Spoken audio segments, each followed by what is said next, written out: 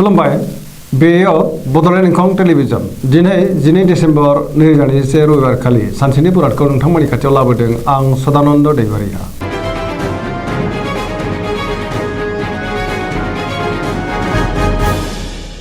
सिगां फरायनो लादों मेष राशि गिबि हांखो अ ल।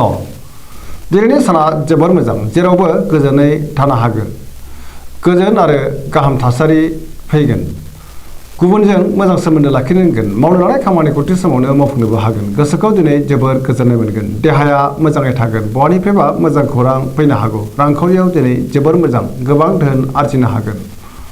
आयाबो बांगोन। बेफार फालांगियाव जोबोर मोजां मुलाम्फा मोनगोन। सोरबा लोगोनि हेफाजाब मोनगोन। न'खराव दिनै बिसि फिसायनि गेजेराव अनलायनाय फैगोन। बिमा बिफानि बोर मोनगोन। बहाबा थांनांगौब्ला दिनै जोबोर मोजां आरो मोजाङैनो हान्थिनोबो हागोन।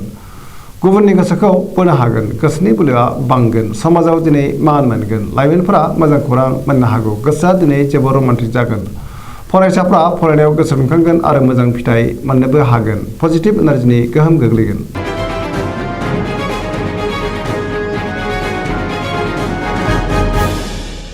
वृष राशि गिबि हांखो इ उ ब।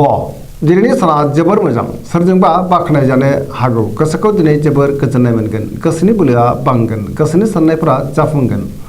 मावनो लानाय खामानिखौ थि समावनो मावफुंनो हागोन। समाजाव गोबां मान मोनगोन। रांखावरियाव दिनै जोबोर मोजां जायो। आरजिनाय धोनखौ दोनथुमनो हागोन।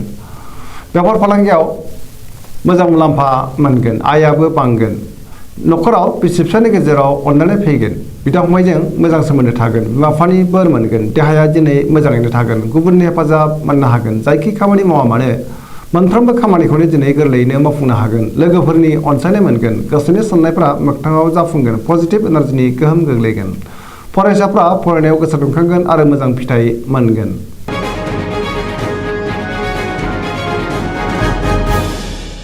मिथुन राशि गिबि हांखो ख ज। दिनैनि साना जोबोर मोजां। गोबां बिथिङाव जाफुंसार जानो हागोन। गुबुननि अनसायनाय मोनगोन। गोसोखौ दिनै जोबोर गोजोननाय मोनगोन। गोसोआ जोबोर खुसि जागोन। देहाया मोजाङैनो थागोन। रांखावरियाव दिनै जोबोर मोजां होनजायो। बेफार फालांगियाव जोबोर मोजां मुलाम्फा मोनगोन। आयाबो बांगोन। समाजाव दिनै लोगो लेवा बांगोन। गोसोनि बोलोआ बांगोन। मावनो लानाय खामानिखौ थि समावनो आरो गोरलैयैनो मावफुंनोबो हागोन। गुबुनजों मोजां सोमोन्दो लाखिनो रोंगोन। लाइमोनफोरनि गोसोआ दिनै जोबोर रमान्टिक जागोन आरो गावबा गावनि गोसोनि साननायखौ फोरमायलायनोबो हागोन। पजिटिभ एनार्जिनि गोहोम गोग्लैगोन।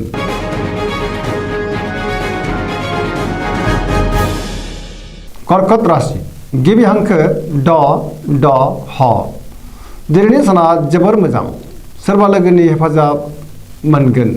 गोसोनि साननायफोरा मोगथाङाव जाफुंगोन।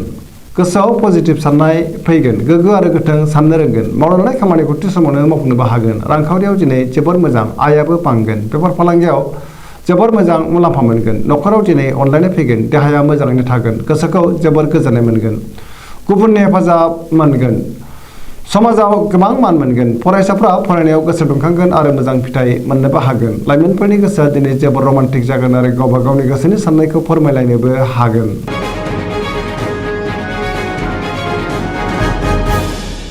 सिंह राशि गिबि हांखो म ट।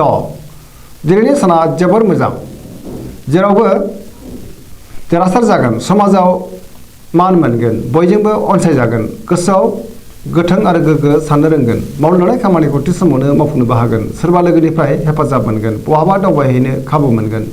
रांखावरियाव दिनै जोबोर मोजां। नाथाय अब्लाबो खरसायाबो बांगोन। मोननो गोनां धोनखौबो मोननो हागोन। आरजिनाय धोनखौ दोनथुमनो हागोन। बेफार फालांगियाव जोबोर मोजां मुलाम्फा मोनगोन।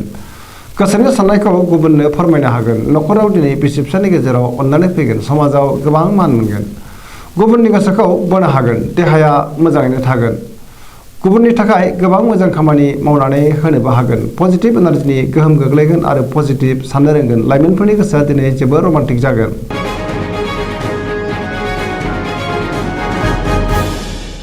कन्या राशि गिबि हांखो प ट।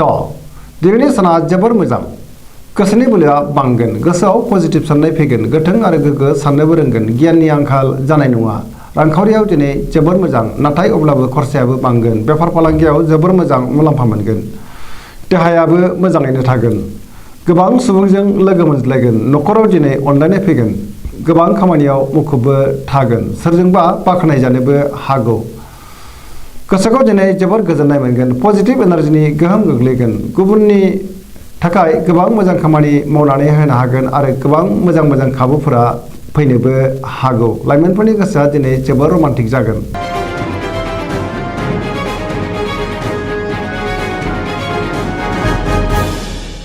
तुला राशि गिबि हांखो र ट दिनैनि साना मोजां आरो गाज्रिनि गेजेरजों बाबेननांगोन गोसोनि साननायफोरा देबोर नांगोन गोसोनि साननायखौ गुबुननो फोरमायनो हानाय नङा मावनो लानाय खामानिखौ थि समावनो मावफुंनो हागोन नाथाय अब्लाबो गोबां जेंना फैदेरनो हागौ देहाया मोजाङैनो थागोन रांखावरियाव जोबोर मोजां आरजिनाय धोनखौ दोनथुमनो हागोन न'खराव बिसि फिसायनि गेजेराव अनलायनाय फैगोन समाजाव मान मोनगोन बेफार फालांगियाव मोजां मुलाम्फा मोनगोन गुबुननि गोसोखौ बोनो हागोन लोगोफोरनि हेफाजाब मोनगोन गोदान थांखि लानो हाथ'नाय नङा सेंग्रा सिख्लाफोरनि गोसोआ दिनै जोबोर रमान्टिक जागोन गोसोआव पजिटिभ साननाय फैगोन।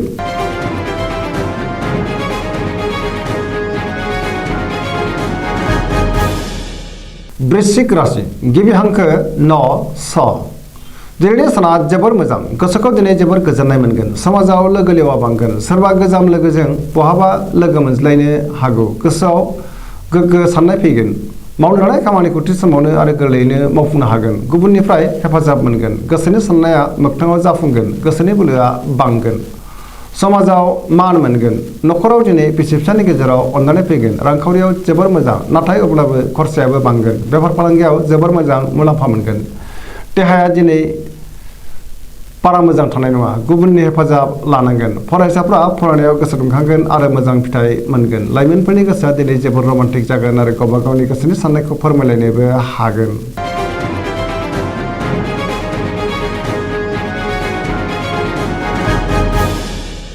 धनु राशि गिबि हांखो ढ फ भ दिनैनि साना जोबोर मोजां गोसोआव गोग्गो साननाय फैगोन मावनो लानाय खामानिखौ थि समावनो आरो गोरलैयैनो मावफुंनोबो हागोन गोसोनि साननायफ्रा मोगथाङाव जाफुंगोन रांखावरियाव दिनै जोबोर मोजां नाथाय अब्लाबो खरसायाबो बांगोन आरजिनाय धोनखौ दोनथुमनोबो हागोन बेफार फालांगियाव मोजां मुलाम्फा मोनगोन समाजाव मान मोनगोन देहायाबो दिनै मोजाङैनो थागोन न'खराव बिसि फिसानि गेजेराव अनलायनाय फैगोन बिदा फंबायजों मोजां सोमोन्दो थागोन बहानिफ्रायबा मोजां रां फैनोबो हागौ लाइमोनफोरनि गोसोआ दिनै जोबोर रमान्टिक जागोन आरो गावबा गावनि गोसोनि साननायखौ फोरमायलायनोबो हागोन पजिटिभ एनार्जिनि गोहोम गोग्लैगोन फरायसाफ्रा फरायनायाव गोसो दुंखांगोन आरो मोजां फिथाइ मोनगोन।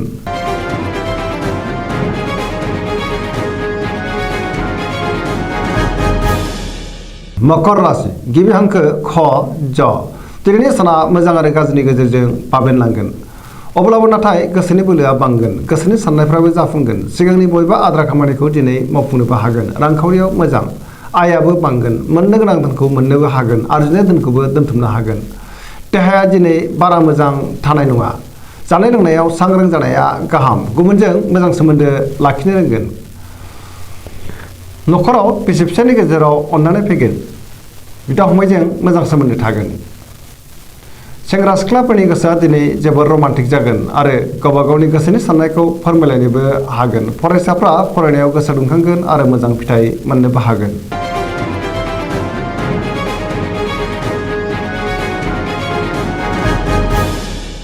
कुम्भ राशि गिबि हांखो ग स स दिनैनि साना मोजां आरो गाज्रिनि गेजेरजों बाबेनलांगोन गोसोआव जिंगाया बांगोन गोसोखौ दिनै जोबोर उसाव बादाव आरो उसुखुथु मोनगोन मावनो लानाय खामानिखौ थि समावनो मावफुंनो गोब्राब जागोन बहानिफ्रायबा हरखाबै गाज्रि खौरां फैनोबो हागौ समाजाव नाथाय मान मोनगोन गोबां मुंदांखा सुबुंजों लोगो मोनज्लायगोनबो रांखावरियाव बारा मोजां नङा नाङा फाङा खरसाया बांगोन बेफार फालांगियाव खहा जानो हागौ देहाया दिनै मोजाङै थागोन गुबुननि गोसोखौ बोनो हानाय नङा बिमा बिफानि अननाय आरो बोरखौ मोननो हागोन बहाबा थांनांगौब्ला सांग्रां जानाया गाहाम लामा सामायाव जाब्रबथायनि आसाबो दङ गोसोनि साननायफोरा देबोर नांगोन नेगेटिभ एनार्जिनि गोहोम गोग्लैनो हागौ।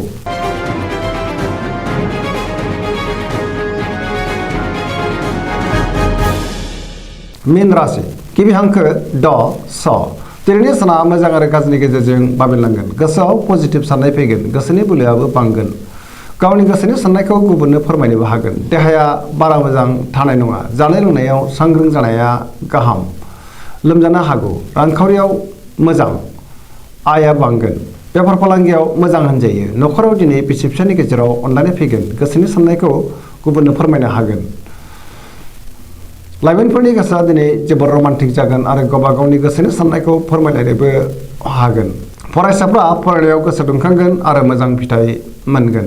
जायखि खामानि मावा मानो मोनफ्रोमबो खामानियावनो गोसो दुंखांगोन आरो मावजोबनोबो हागोन। दिनैनि राशि फरायनाया एसेनोसै। जोबनायाव बेखौनो खावलायो जाहाथे नोंथांमोना सानफ्रामबो जोंनि बे बड'लेण्ड इंखं टेलिभिजनखौ नायबाय थायो आरो साबस्क्राइब खालामो, लोगोसे लाइक खालामो आरो शेयार खालामो। एसेनोसै, गोजोन्थों।